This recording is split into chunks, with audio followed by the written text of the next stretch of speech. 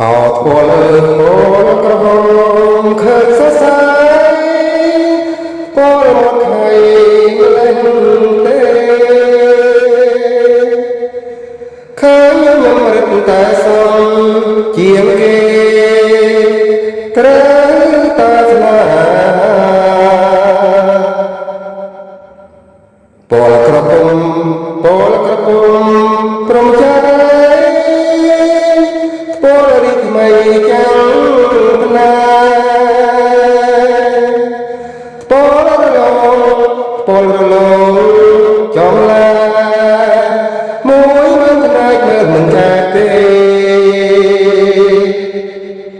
គ្រាន់តែពលដែលខ្ញុំមិនបានថាស្រែអស់ណាចង់តម្រង់ពលដល់ដៃខ្ញុំអ្នកណាថាកុំមិនឲ្យខ្ញុំថា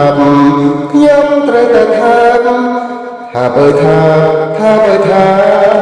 មិនចាស់ទេថាណាទៅតើបងអូនសម្រាប់អ្នកណាទៅឬពលត្រូវនឹងច្រមុះ